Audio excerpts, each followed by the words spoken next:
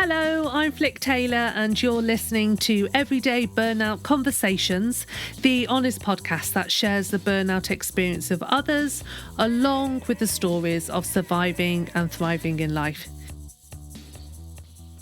Today I chat with Jo Love. She's a trainee psychotherapist, mental health advocate, artist and author.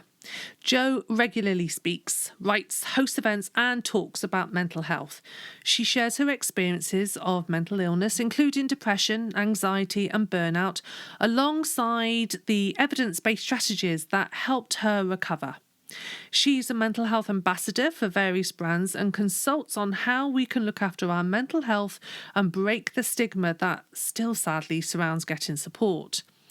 Now, so there's no surprises, there is a trigger warning for this fabulous episode because the conversation between Jo and I, it naturally gravitated towards discussing suicide ideation. And this was a topic that, well, it wasn't initially on our agenda, but I wanted to share what Jo has to say and also not shy away from this topic because I believe this chat speaks volumes to the lovely honesty that comes from connecting with someone who generously holds that emotional space for you and shares their professional insight. This was such a fantastic chat for me because while talking to Jo, first off, you feel like you've known her for years, but also because she's been there with burnout. She's bagged all the tricks that led to burnout. And personally, I don't think we can ever tire from hearing other people's stories because they bring us hope, along with the reminders to take better care of ourselves.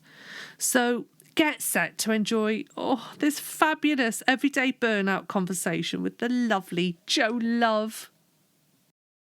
Thank you so much for sitting here with me today because, oh my gosh, I absolutely bloody adore your book. It is incredible. Therapy is magic. You know what? It's one of those books that you read and then you'll read something. So you phone a friend. I phoned my mum and said, hey, mum, do this little quiz. Let's do the perfectionist quiz. Yeah, check. You phone a friend, you phone your mum. You start to go down the road of looking at stuff. And to me, it's one of those books you need to buy a copy for yourself and then buy one for a friend because you may as well just give it to them there and there. And let's just start this wave of Jo's book going round because it's brilliant. Oh, you made my day. How does it feel to have this gem out into the world now? Oh, it's lovely. I mean, it's so nerve-wracking. It is like having your baby, but not just having a baby. It's like your baby and then everyone can judge you on your baby. And it's like, and I tell you. But no, it's lovely when there's nice feedback. Yeah, it feels good. My number one aim with it was to just to help and like break down some of the stigma that's still out there about getting mental health support. So I'm so pleased. But the real shock has been people saying how easy it is to read, how enjoyable it was, because it's not, I mean, there's some pretty meaty topics in there and it's not all sweetness and light, despite the name and the cover and what it looks like. It's, there's some gritty rather than pretty topics. But yeah, it's been a real thrill to finally get it out into the world. Oh, honestly, it's an absolute delight to read. And you're right, like therapy, anyone doing work on themselves, unpacking that trunk, we all have a trunk we need to unpack. It takes a lot of courage and it's not easy. And I think this book is just fabulous. It's going to really help you get to that point of going, okay, I'm rolling my sleeves up and I'm going in. I just love it. Now, I also love your honesty. As you may know, I'm a bit of a fan of honesty myself because I think when we share our stories, it just makes other people feel less alone. Yeah. I know when I was knee deep in burnout, I felt so isolated. I didn't want any of the articles out there, any of the medical journals. I just wanted the stories of someone else. And so when I was reading it and then I came across that you'd experienced burnout, and not just burnout, but you'd experienced burnout after recovery, after trying to do something, I was like, oh God, the wave of relief. So if you could share a little bit about your burnout story, that would be amazing. Yeah. It was really important to me that I put the burnout in the book because, obviously I talk about like all sorts of mental difficulties. But I think sometimes burnout can just be, and I know you don't feel like this, but it can sometimes be just pushed to one side of like, oh, you can get over it. And I was like, no, I want it to be like a big distinct topic in the book, because I think it's really insidious. It's really, it creeps in there, and like you can sometimes, very often you don't know. And even though I've been throughout cycles of burnout recovery, sometimes I can't even see it. And I've been around the burnout block, and it's still really, really shocking to me sometimes to do that. Oh God, I mean, I'm getting better at recognizing it, obviously. And one of the things that, you know, really helps me is therapy and having a therapist to point things out sometimes. But no, I mean, I think my whole life I've been doing the burnout recovery cycle, particularly exacerbated, definitely had at university, but definitely when I went into law. I was a lawyer for the best part of a decade, and it's sort of, it's one of those places that, and not just law, but in corporate life, that it's sort of rewarded or normalized this push, take time off, not fully recovered. You think, oh, I'll feel okay after the 2-week holiday, which I never had a 2-week holiday in 10 years. I had 1-week holiday because 2 weeks was far too long to be away from the office. You know, I'll feel better after the weekend, but actually I'm feeling worse. And I just need to get through this project. I just need to get through this week. That you tell you all these stories, and it's sort of glamorized. Like I remember being in the, I don't know where your audience is, like lift, elevator, in the thing that you get into in an office and you go up automatically. That one. I was in there, and you know, I call it lift. I'm going to call it a lift. And I was in the lift, and you know, pretty much every morning, if you see somebody that you know to talk to, like, what time did you go home last night? And it was like a badge of honor. It'd be like 2 a.m., 3 a.m. I was here till 4:30 or whatever. And it's like, what are we doing? Is glamorizing it, normalizing it. Anyway, so that's the world that I lived in for most of my 20s and thought it was completely normal. And then, you know, I talk about it a lot in the book, and I won't go into, I mean, we can, but yeah, we'll be here all day. But it all came crashing down for me. And then I left law and I started my own business. And what I thought was, and I think this is a really normal feeling for a lot of entrepreneurs, particularly if you're leaving corporate life behind, is freedom. Like I literally felt like, I remember saying to everyone, it's amazing. I've got the keys to my own time. Like this is incredible. I don't have any timesheets. I haven't got any bosses. Like this is incredible. What I didn't realize is I totally got into the trap again of like, it's even worse because there was no off. I was always on. And, I did things like, and I can't remember if I actually put this into the book or not. It was definitely in some of the drafts, but I thought I discovered the ultimate like life hack where I cut out TV. I totally cut out TV, and it was so that I had more time to work. And what I wasn't doing is having any downtime, any rest. I was always on this cycle of always being on until I physically can't get myself out of bed.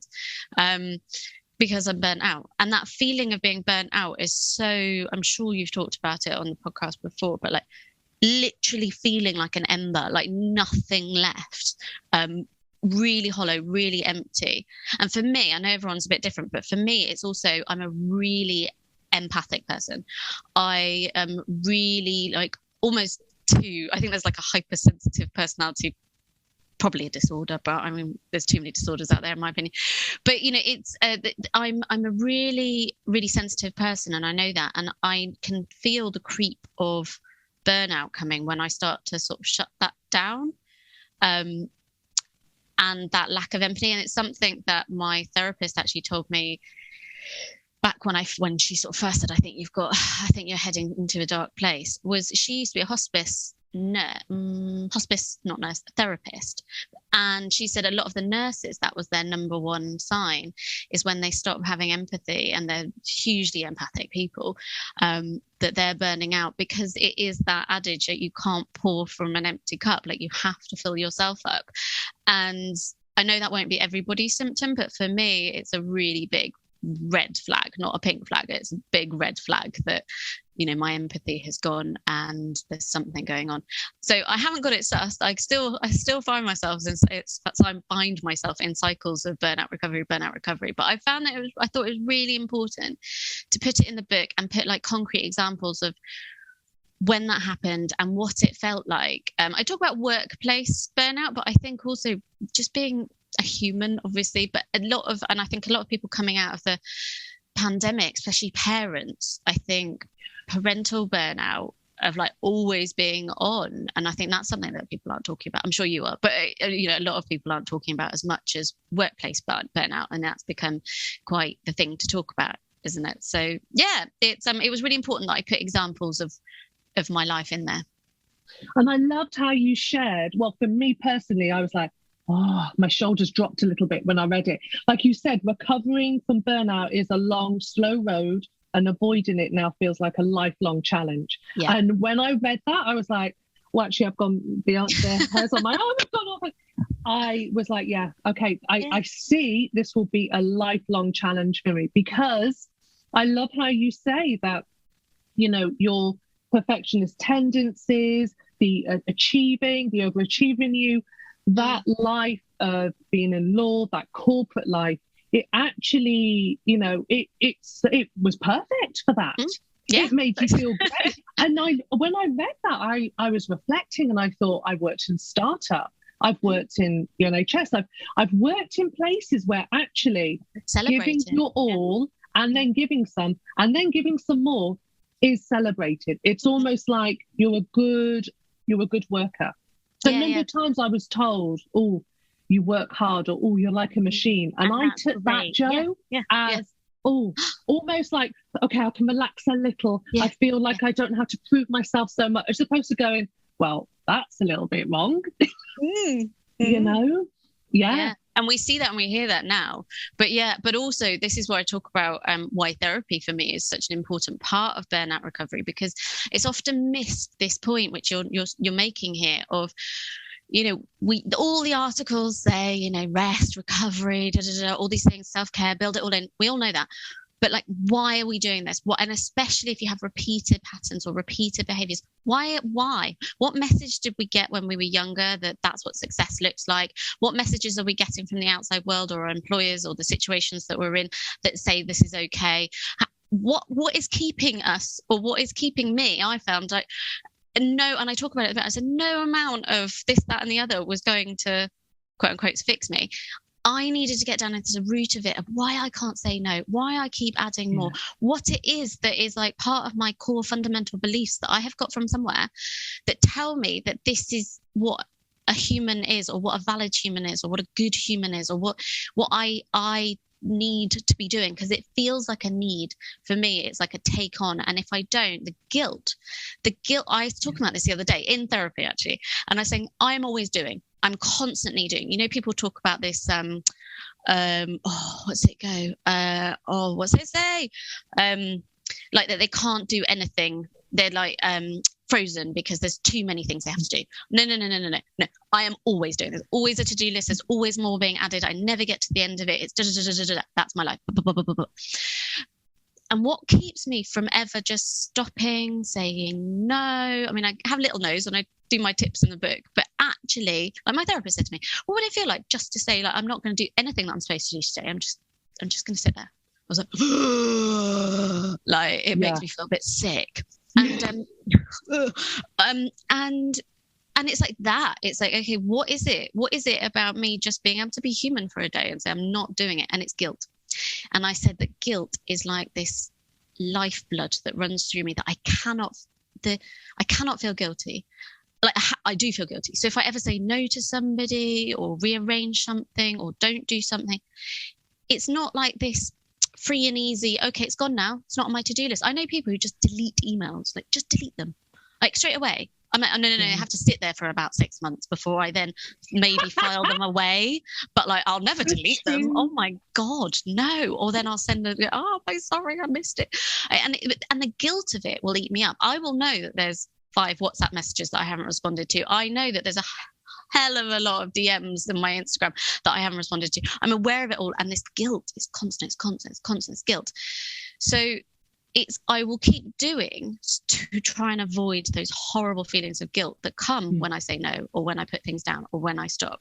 And what I'm trying to do in therapy is, or what I'm trying to work through in therapy is, and I know it, but those feelings of guilt are horrible. And I'm obviously doing everything I can to avoid it, but I'm also slightly killing myself in the process.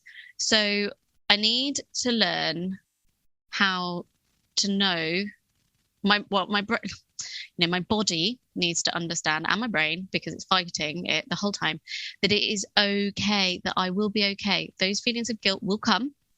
They will, because this is me. I've been conditioned to take on more, and the messages from my parents about what a successful person looks like and what a good, I'm doing air quotes, what a good person looks like. The guilt will probably be there for a long time. And maybe it'll go away one day, maybe it won't. But I've got to learn how to face it and not be scared of it, and not do everything I can to avoid it, because that just results in burnout, basically. Oh God, doesn't That's it my feeling. Doesn't it just, and I'm with you. I think, and I've experienced this myself, after that initial period of lying in bed, that's all you can do for 3 weeks other than watch This Country and eat chocolate buttons and drink tea. After that initial recovery period, the minute you start to kind of show up back to your life, those habits will send you right back to burnout town. Yeah, they're there. And I think this is why I was so excited to talk to you on the podcast, because I really do feel anyone listening to this, it's so important you can't do this on your own. You need someone to hold the mirror up to yourself, because I'm guessing there's a lot of people who are burnt out who also have a terrible, mean inner critic. Like, I love how you call yours Shirley. I was like, I need to give mine a name, because that inner critic will always send us back to that point of depletion, won't it? Because we'll never be enough. No, she's always there. She's quieter now through therapy, but she's always there. And she's telling me all the time, like, when I've done something wrong, why it's not good enough. And that feeling of, even if you said no, you failed, because you should have said yes. You should have done more. You should have been able to. And it's like, just shut up. Shut up, Shirley. I know. Shirley, pack it in. Get out of here. I know. No. But this is what's so lovely, is that when you have therapy, when you have coaching, when you have someone who is aligned to you, because that's another thing, isn't it, Jo? I think it's really important for people to understand that, it's not just having any therapist, it's having someone that you feel very comfortable with. And you touch on this in the book, don't you? Yeah. I talk about it a lot, and it's really, really important personally, now that I'm training to be a therapist. Yes. It is, which I wasn't doing in the book. So the book is 100% the client chair. So I'd finished finished the first draft, and then I thought, you know what, this therapy thing, there's something in it. I'm going to train to be a therapist. So that's why it's right at the end, being like, now I'm training. But yeah, I think it's become even more apparent to me, the importance of the relationship. I always knew it, but like you say, it doesn't need to be a therapist. I think everyone can benefit from therapy, but there's therapeutic aspects in so many of our friendships, so many in our coaching relationships, just lots of relationships out there. But it's being able to be vulnerable and being able to be open. And that doesn't happen. It doesn't happen easily. We are sort of so conditioned to be closed off and keep it all bundled up and not talk about it. We're getting better as a society, but a lot of us grew up in households or in families where, talking about our feelings was acceptable, but only under certain circumstances. Maybe it wasn't acceptable at all. Particularly, women are just better. I'm being very gendered here, but like, women tend to be better at talking about their emotions, men not so. Again, it is changing, but it even if you've got the language, is where I'm going with this in my head, of like, even if we've got the language, like, it feeling like we can is another thing. So I think the relationship is such a crucial element to making that experience of therapy working. Yeah, absolutely. I remember reading, there's a part in your book, it made me cry, Jo, when I read it, because not only did it resonate with me, but I know, because I'm very lucky, I have lots of people write to me when they listen to these conversations, and I know they will relate to it. And so you write in the book, in regards to women and lives, I feel as if I'm wearing many heavy coats that don't belong to me. Coats of domesticity, unrelated responsibility, and martyrdom, weighing me down, keeping me hidden, engulfing me with their enormous bulk. I have to get motherhood right, tick all the boxes, do all the classes, batch cook all the food, research all the stages, do it all, and above all, be selflessly perfect, even if it means I cease to exist in the process. Oh, Jo, you just hit that on the nail for so many mums out there, for so many women. It was just such a beautiful, we are all, because that's the thing. When you don't have the boundaries, when you don't say no, you are constantly putting other people first. And the more you do that, I feel the more you inch back from yourself, to the point. Sometimes I can remember I was talking to someone and she said, Flic, you know, what are you going to do next? Do you know what you want to do? And I kind of went, because I'd lost such touch with myself. I didn't even know what I wanted.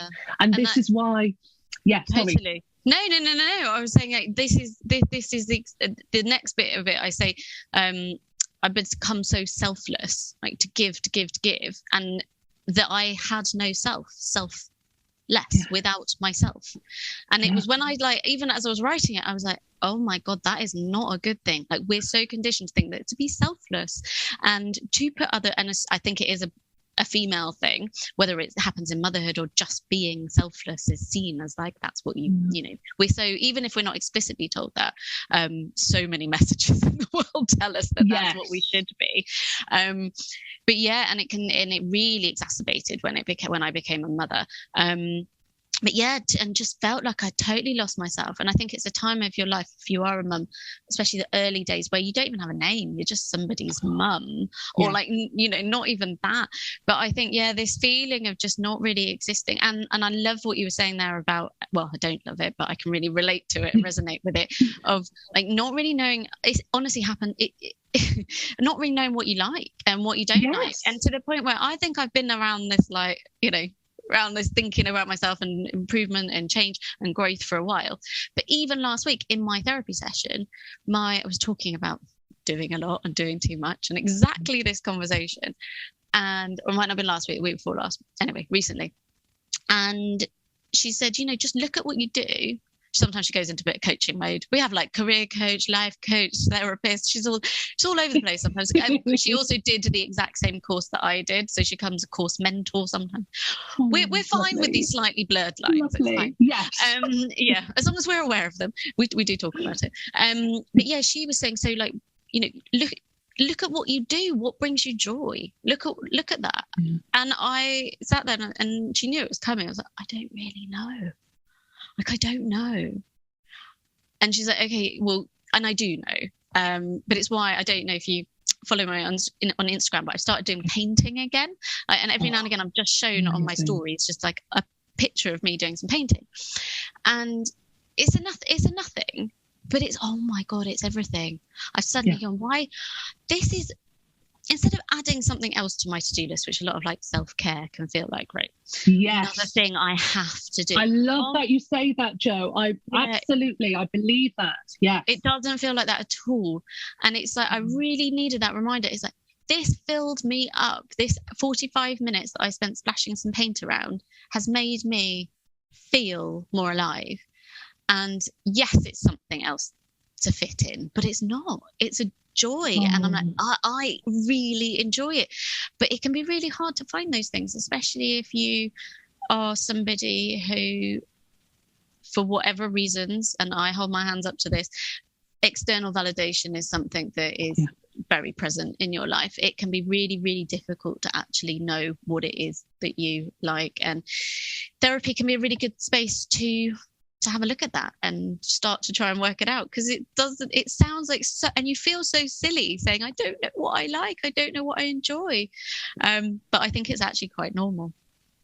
Yeah, and you know what? I'm just thinking, especially when you're an empath, because when you're an empath, and I'm thinking of you and the nurses and Others, my past work, all of I get so much light from working, because I used to work a little bit in palliative care as well. And people say, "Oh, how do you do that with children?" I was like, but there's a real like good energy to it. There's a real kind of smell the rose along the way. Like the present moment is all we have, and let's just put all our heart and soul into it. Oh, I love that. And so there was such joy to it, and I loved it.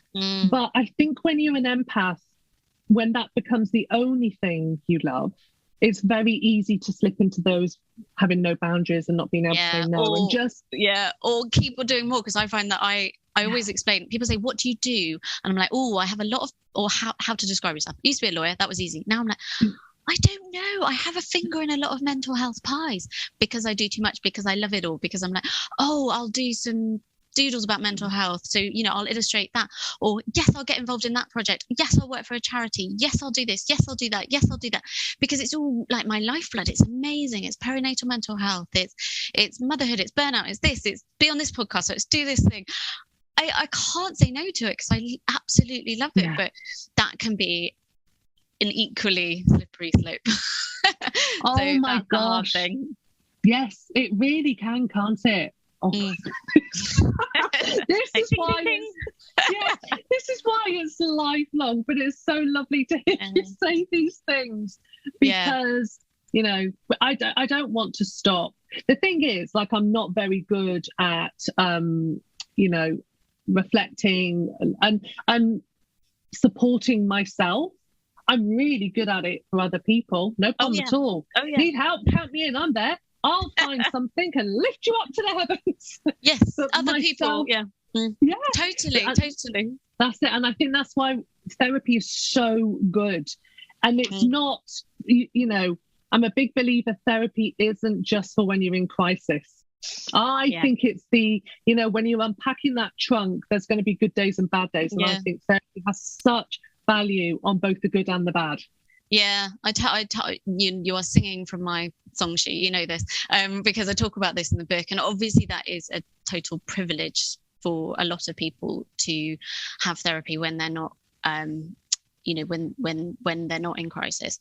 But it is, if it is something that you can do, it is so worth it. And there's a lot about, and times are changing where I think there is, particularly with the younger generation, seeing therapy as a part of their growth, their self-improvement, like going to yoga. Somebody explained it to me the other day of like preventative Botox, but for their mind. And I'm like, kind of like that. Like, I like that thought. I mean, but like, as in, it's seen, and I was asked to comment on something. There was an article, somebody saying like, I wouldn't date anyone who's not been to therapy. It's now being seen less of a slur that you're in therapy, that there's something wrong with you. It's more as a positive that you're in therapy, you're thinking about improvement, you're going to be better at communicating, you're going to be better at relating, you're going to be sorting your SHIT out. Like that is an attractive quality, and the younger generations are seeing that as like therapy is this positive thing, which is an amazing thing for people like me to hear. It's it can benefit everybody, and I think I wish that I had known sooner that it was something that was for my self-improvement, as well as I say it's for my mental wellness as well as any mental illness that might come up. But it's everything. Absolutely. I think sorry, I'm just processing stuff in real time here. I think I'm a big believer that little eyes are always watching us, and not just our kids, our neighbours, our friends, our family, our co-workers. And I think when we step out of, we kind of step past that barrier of stigma, I think it just inspires other people to do the same. Totally. And get more comfortable in it. Yeah, totally. Yeah, that is actually nothing to be ashamed of, and that there really isn't. No, I'll tell everybody. I tell my postman. I tell everybody. You know I'm what? literally talking about it all the time.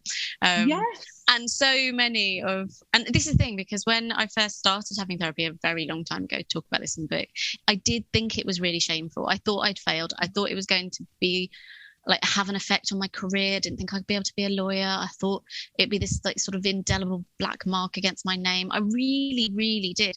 And it was this secret that I kept, and it didn't need to be. And when I found the therapist that changed it, because I had a lot of really bad therapists, and yeah, I don't think I was ready, but there were a lot of experiences that weren't brilliant. But then I found a therapist, and it was, like we said earlier, the relationship, I think, that was the thing that made it click. And I started wanting to tell people. I was like, this is what it's like. And after that, you couldn't really shut me up, like to the point where I've written a book about it. And it's Somebody said to me the other day, it's like, how is there a whole book? I'm like, oh my God, there's even more. I didn't put it all in. There's so much more that didn't make the edit. There'll be another book. It's so true. And we, like, thank goodness there are people like you in the world doing this, Jo, because I think it's so important. And especially as a mum of 2 boys, I see it as very important to be talking about this. And I can remember, you say you talked to your postman. I can remember I had to have some, oh my God, I had like this crazy leak in my bathroom, insurance claim, workers were, it was a bloody nightmare. But the guy, I ended up somehow, I don't even know how we started talking. I think he said, well, what do you do? And I was like, well, this is interesting. I'm a mental health writer, but I'm like not able to work because of burnout. Ha ha ha. And then he opened up, and then I was able to talk to him, and I was like, go see someone. Honestly, there's nothing like chatting to someone you don't know and have them say, oh, that must be really hard for you. I can't remember if someone said, I'm really sorry you experienced that. I nearly fell off the chair, Jo. Yeah. That's so comforting. It really is. And I think I love that you've done that. And it's the thing that keeps me going is people say, I would never have gone and got therapy had I not heard you talking about therapy. I wouldn't have gone to my GP. I wouldn't have got support. It's just the thing. It's like, it's amazing. And then also now training to be a therapist, that's sort of just knowing how to emotionally hold space for somebody is just such a gift. And it sounds so cheesy, but it's not, darling. Something that and I have to be a bit careful. Like I'm not going to give my friends free therapy but it's really, I find it sort of, it seeps in a way that is healthy. Like the way that I speak to my 6-year-old, it's just full of empathy, and like, it's not trying to fix, it is just being with. And we know, there's been a lot of research in this now, especially in parenting world, of like, that's how you fix, is you sit with, and that's how therapy basically works essentially. And it really, really with children, you really see it of like, they calm down so quickly if like that's really difficult for you. I can see that you're really, really cross about that. I know you're really angry, those kind of things. And it's so, it also helps you. Like, it can be really difficult to see your children upset. It can be really frustrating when they're angry or cross or doing, but as soon as you sort of flip into that, let's be empathic, oh God, it really helps me and super helps her. But the same with like my relationship, like my husband, it's like, we can be, I was talking about this the other day, we often in relationships, and I don't know if it's a gendered thing, I do think that maybe it is, but often when I speak to him, it is with a problem, there'll be something, whether it's him or there's a problem, there can be a real quick tendency, and I feel it in myself as well, to find a solution, to fix, yes. And sometimes you just don't want that. And for a long time, I used to sit there, I don't want a solution, I just want to talk, I just want to say it.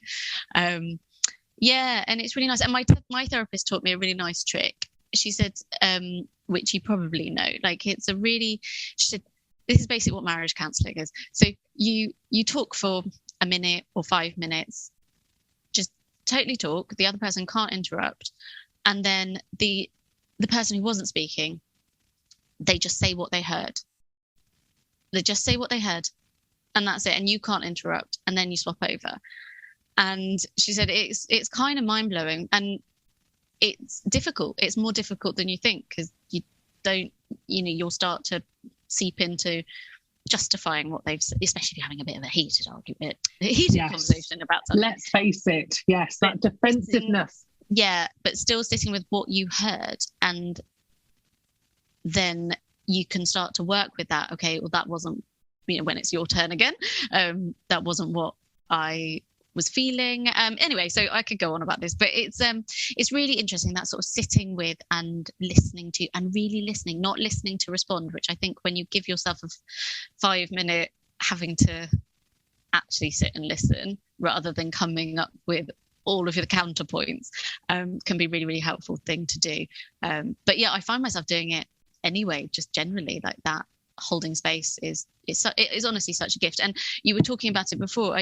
So my placement currently is with mums who have experienced trauma, or are currently still, high complex need situations where they're still, it might be domestic abuse or violence or sexual abuse, either currently or in their past, that is affecting their mothering. And it is such a privilege just to sit with these women that have so much on their plate and hold space and see what that does. And it is that thing of, you saying that, with your experience of saying, that must have been really hard for you, like really meaning it and really sitting with it. Yes.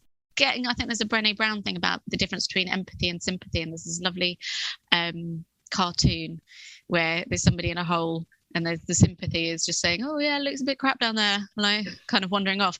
And I think it's a bear. I was going to say, I feel like it's a bear. It's lovely. What does the bear? And the bear gets down into the hole and is like, yeah, I'm just sitting here with you. Like, and that's what empathy is. It's actually sitting with in the darkness, and not judging it. So it's a real privilege. So I've sort of swapped chairs, and it's all a bit weird, but nice. Oh, I love it, Jo, and we reap the benefits. I love in your book, I love the Jo's toolkit sections. I think those are fabulous. But I also really like the parts where you kind of almost give like tips and scripts for people, because we so want to, as a mum, as a partner, you just want to put a plaster on it and fix it straight away. And actually that's not helpful. And I love how you touch on that, because I think it's changing the lenses, isn't it? I think people looking in need to know. I certainly, it's hard for me to say this, but I certainly know with my burnout, and I ended up in a place where suicide ideation crept through the door, and it threw me for a loop. It really did, because of my experience and who I am as a personality, that absolutely threw me. And there were very few people who could just go, oh, okay, as opposed to wanting to fix it, but look what you've got, and look, it's so important to have that. And it's also important when you're in it to feel safe enough to have someone reflect that to you, because a lot of us put on a brave face, don't we? I mean, I love that quote where they say people don't fake mental health, they fake happiness. I think that's brilliant, isn't it? Because it's so true. Absolutely. And that's I can totally relate with that. And also that you might feel brave enough to reach out once, but if you haven't been received very well, that can be really difficult. And then I find then the sort of desire to dig down even deeper and be like, okay, no, okay, I won't say anything again. And I think that's it's heartbreaking that happens, but it does happen. And it's just keep reaching out, keep trying, but also the other way around. Like I did a while ago, I was doing a campaign about, especially with new mums, asking, don't just ask if you're okay, because they're going to say they're fine. Yes. And it happens with all of us, but ask again, ask in a different way. I don't just say, are you okay? But like, how's your week? But like, just trying to change that, just change it around a bit, because we're all so busy and we spend our lives just sort of missing each other, and just asking a few times can really make somebody feel like actually I can open up and it is safe to do so, especially if you are contemplating suicide. I remember with my therapist talking about it once and saying I'd had some dark thoughts again. And then like the next week not wanting to talk about it again at all, like really not wanting to talk about it, and her like bringing it and me being a bit shocked by the fact she was bringing this. I'm like, look, I'm all cheery, and she's like, no, it can't just go from we can't not look at this, and I can't not ask you, and I'm going to ask you, so let's talk about it. And I was like, oh, okay. And it's having that, and it's really difficult. I mean, I've done suicide training, and it is so difficult, but it's one of those things that I think I certainly wish more people knew, that by talking about it to somebody who feels suicidal, you're not going to make them feel any more suicidal. So often people think that if I talk about it or acknowledge it with them, then I might be encouraging it somehow. But I think my number one thing that I've learned from suicide training is that actually talking about it, and it can be really, really difficult to do, but talking about it openly with the person you might suspect, but naming it and saying it actually has been shown that people are then less likely to act on it. I should also say that we should probably put some sort of trigger warning at the beginning of the episode, because I will. I'll be quite tricky for people. Yes, I will do that in the intro. Absolutely. Yeah. It's God, life, it's such a journey, isn't it? I know people wave around the word journey. It annoys me when people then start loading things up with the words like self-care, like stop putting bubble baths and face packs on it. Like it's a foundational brick. It's just so important to be having these conversations. Absolutely. It really is. Yeah. And so for someone listening to this and struggling right now, Jo, like what would you say to them? Oh, there's just so much. And this is why I felt that I really needed to put quite a lot of resources and even crisis resources in my book. But I think the thing that everyone's different, but when I was there and when I was in that really dark place where I didn't want to go on anymore, it was that kind of is normal and okay. And I felt so alone, and it's so isolating. A lot of mental health conditions, that is part of it, and it isolates you even more. And it's like this horrible vicious cycle of, it's part of the condition, and then that isolates you even more, and then that exacerbates the condition, and then you go sort of down and downward spiral. It's horrible. But that there's so many people out there that can help you, that will help you, that you will get better, and that there are brighter days ahead. And I know that can sound really flippant, but I don't mean it that way. I mean it really genuinely, that was what and that there's people that will understand, because I really thought, and it sounds absolutely utterly crazy to voice now, but that I thought everyone would be better off without me being here. I thought that was a selfless thing. I'm right with you. That's how I felt. And I think, and I know that's not talking to the person that's in crisis right now, but it is talking to maybe people who are around those sort of people, is people like me, people like you, all of us, so many of us, is that it is so misunderstood that it's a selfish thing. And how could you possibly feel like this? Look at your life, all those things we were saying, like the reassurance pieces. But what you really want to do is have somebody sit down there with you and be like, yes, this sucks right now, but I'm here, and we'll get through it, and you will get through it. And there's always hope. And I think that hope is something that it only needs to be a tiniest grain of sand in that moment that you feel terrible. But the tiniest grain of sand of hope can really magnify and really grow. And it is all you need, that tiny, teeny, tiny grain, and you'll get through it. You will. Yes. And if I could give everybody who's feeling awful, I know that's not what you asked, but if I could wave a magic wand and give everybody just tiniest grain of sand for them to then keep and grow, then I mean, that I would be a very happy lady, because that's all you need. Just the teeniest bit. Oh, this is why we love and adore you, Jo. Absolutely. That's what we need, isn't it? It is having that little bit of hope. And we can both sit here and say, you know, things changed.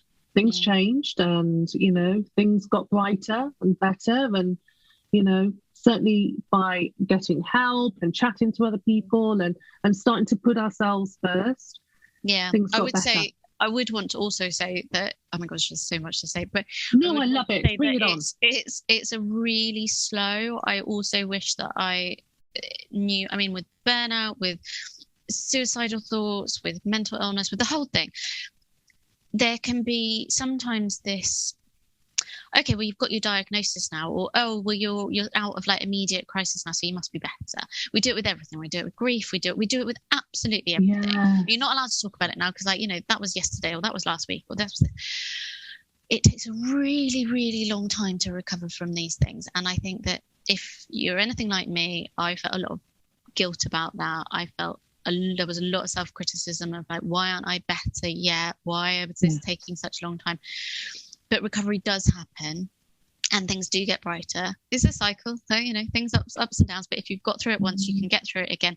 But I often liken, especially with my postnatal depression, and I've seen it again and again when depression lifts, of this, you know, that feeling of a grey day where if you're ever up before the sun gets up in the winter, you're not seeing a sunrise. There's no like obvious little lovely semicircle that comes up, but just there's this imperceptible like darkness to lightness. It just sort of very, very gradually, where suddenly you're like, oh, it's light now, when it was dark half an hour ago. I really liken that feeling of coming out of a mental, you know, recovery to be like that really slow, imperceptible, almost invisible, tiny, teeny, tiny, getting brighter and getting lighter, till suddenly one day you're walking around, you're going about your business, and you're like, oh, it's daytime. Oh, I feel different. Physiologically, I feel different. And it does happen, and it can happen, and it will happen. Oh, Jo, you're so right. Oh, I love that. I really struggled with how long it took me. I still struggle with wanting to think, okay, it's been over a year. Like hurry up. I love that. I see it all the time. I feel it. I felt it. You know, I had somebody, literally, without breaking any confidences, but I had literally somebody tell me this week about a horrendous situation that they've been in for a number of years, that they've only just got out of within the last couple of months, and was saying, I should be over this. I should be better. I shouldn't be being triggered by it. I shouldn't. And, you know, you think, oh gosh, be really gentle. It takes a long, long time. All of it does. And that's incredibly frustrating. But I wish I'd known it takes such a long time. Yeah. Yeah, and just the word gentle. That was something I've been working with Deb Edwards. That before working with her, that was something that I never, ever applied to my life, ever. Yeah. No, it was go hard, go all the time. All the time, as fast as you can. The faster, the better. And gentle is something, I have it on this little sticky note above my desk. And it's something I use with my boys as well, because I just, you know, it's that kind of very anchoring word to like slow down, give you safe space. Yes, absolutely. I talk about it in the book because I just can't get on board with this self-care. It's been too hijacked by big commercial organizations. I mean, I love self-care, but it's just, I just find it too slippery, or something else I have to do. It's another thing I have to do. Whereas be gentle with yourself. When I hear it from my therapist, when I hear my internal voice saying, what's the gentlest thing I can do right now? Or let's be gentle today. Or, you know, it is just a gentle word. And it is just easier for me to just, for some reason, I find it gives me permission to take my foot off the accelerator just a little bit and go, okay, I'll be gentler. I'm just not going to be flooring it. It's not pedal to the metal and like I'm bombing out of there. It's go, okay, no, let's just go slow. Let's have a slow drive today. Gentle. And it just, so for some reason, a small change in language it works for me. Yeah, it has a real good ripple effect, doesn't it? Mm-hmm. Yeah. Absolutely. Oh, Jo, I could talk to you all day, but I know we have school pickups, we have things to do. John, this has been incredible. Thank you. Now, before you go, I don't know if you have time. I've been asking my guests quick fire, light-hearted questions because we all answer differently. So, do you, where are they? Here we go. Move your body or move the remote on your dodgy days? Oh, I've talked about how I don't do TV, so move my body, but I'm. The remote may the remote may need to come back on some days. Yeah. Yes, exactly.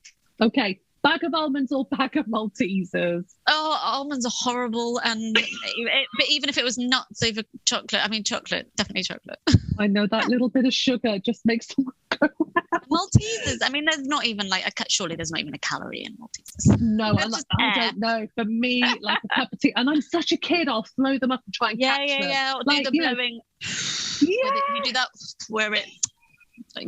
This is not good podcasting. You blow it and it stays up above. Yeah. Anyway. Oh, just like takes us right back. Maltesers. Thank you very much. Yeah. Do you ask for help or are you happy to hermit? Oh, this is a hard one. It's so hard. I'm better at asking for help. Obviously, therapy, I'm massive advocate, but there's something very strong pull of hermiting. I can really go in and stay in the inn. So if I'm having a bad day, if I'm honest, like my natural reaction will be inwards, hermit in, little crab inside. Yes. Yeah. But asking for help, it just helps. It's just something we need to do. But I'm with getting you. more comfortable with it, but it's not the auto response. It's not my default, that's for sure. Now, what's one self-compassionate thing you're going to do today that your future self will thank you for? Oh, I love this thought. Like I have these, and this. Sorry, I know this is not quick fire. This is something that I find has really, really helped me. Like one baby step, one tiny thing. What is one thing? It's almost in that gentle bit of when I'm feeling overwhelmed, but I've got too many. What's the one thing that I can do right now? Or what's one thing that's going to make it all easier? What's the one thing that I can deal with like right now? Anyway, so today I thought about this earlier because I might have seen advanced copy of this. I wanted to say all the things I've done already today because we're in slightly different time zones, aren't we? But what I am going to do is I've got a big day tomorrow. It's my psychotherapy course day and it's quite intense, emotionally intense. So I am going to, once I've done the school pickup, I'm just going to be really, really, really like careful with myself, maybe get my bag ready for tomorrow, but other than that, try not to stress about it too much, not do anything and probably not have a glass of wine tonight because that might make it harder tomorrow. My future self will thank me if I have a peppermint tea instead. As boring as that is, but it's you're being gentle. You're being gentle with yourself. Look at that. But I need the reminder, but I'm very grateful for the reminder. It's lifelong. It's lifelong. It's lifelong. And that's the thing, like, people will often say, I've got it cracked and, I know it. No, I mean, maybe they do. But personally, it's like, no, it's a constant and we don't all, I'm not an expert, but we don't get it right. We're human and that's okay. And we just keep going round and hopefully each turn it'll be just slightly easier, slightly gentler, and we'll learn something from the last rotation. Yes, absolutely. Oh, Jo, this has been heavenly. Thank you so much. I wish we had longer. Darling. I know. Oh, we'll have to have another chat, another season, another chat. It'll be amazing. Thank you so much for your time today. Oh, thank you for having me. Thank you so much for listening to this episode of Everyday Burnout Conversations. Please check the show notes for any links to items discussed today, and the original music and sound editing is by Chris Taylor. If you've enjoyed this podcast and have a spare few minutes, then it would be absolutely amazing if you could leave me a happy starry rating and review. It really does help this podcast reach a little further, and I'd just love it to land in the lap of those who, like me, last year are perhaps feeling isolated and lonely in their burnout struggle. Please note, this podcast is not intended as medical advice. Remember, you matter, so don't hesitate to reach out to your doctor or mental health professional for support if you're having a rough time. Wishing you a great week and take good care of yourself. Bye for now.